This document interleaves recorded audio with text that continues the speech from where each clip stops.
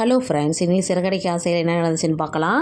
நம்ம விஜயா வந்துட்டு ரோகிணிகிட்ட, என்னம்மா நீ இந்த மாதிரி மஞ்சக்கயிறு போட்டிருக்கிறது எனக்கே கஷ்டமாக இருக்குமா, நம்ம குடும்பமான என்னத்துக்கு ஆகிறது, உங்கள் அப்பா திடீர்னு வந்து பார்த்தா என்ன நினைப்பாரு, பேசாமல் நம்ம போய் அந்த செயினை மீட்டுட்டு வந்துடலாம், அதுக்கு எவ்வளோக்குமா வச்சுருக்கேன்னு கேட்குறப்ப அவர் அங்கே 1,50,000 சொல்கிறாங்க. சரி, நான் எப்படியாவது நான் பிரட்டி கொடுத்துட்றேன், நம்ம போய் மீட்டுட்டு வந்துடலாம் அப்படின்னு சொல்கிறாங்க. உடனே ரோகிணி வந்து அந்த நேரத்தில் நல்லவ மாதிரி சீனை போடுறாங்க.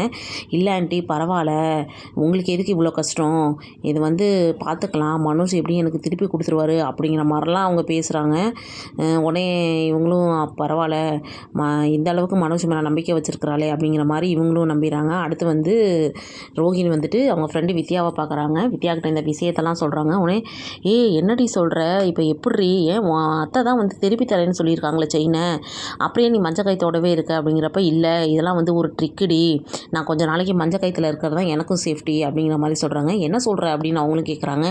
ஆமாம், இப்போ தான் மனோஜும் வந்து நான் இந்த செயினை வச்சு பணம் கொடுத்ததுனால என் மேலே இன்னும் கொஞ்சம் அவனுக்கு அனுதாபம் வந்திருக்கு, இது கொஞ்ச நாளைக்கு இப்படியே போச்சுன்னா அவனுக்கு பார்க்குறப்பலாம் என் மேலே கொஞ்சம் பாசம் அதிகம் வரும், இது வந்து எனக்கும் ஒரு ப்ளஸ் பாயிண்ட்டு தானேன்னு இவங்க இந்த மாதிரி யோசிச்சுக்கிட்டு இருக்கிறாங்க. இங்கே பார்த்தா நம்ம மீனா வந்துட்டு பூ கட்டிகிட்டு இருக்காங்க. திடீர்னு முத்து வராரு. பார்த்தா உடம்பு சரியில்லை. ஏன் இப்படி உடம்பு சரியில்லாதோட இருக்க, நீ போய் ரூமில் போய் தூங்குன்னு சொல்கிறாங்க. இனிமேல் தான் பிரச்சனையே ஆரம்பிக்க போகுது.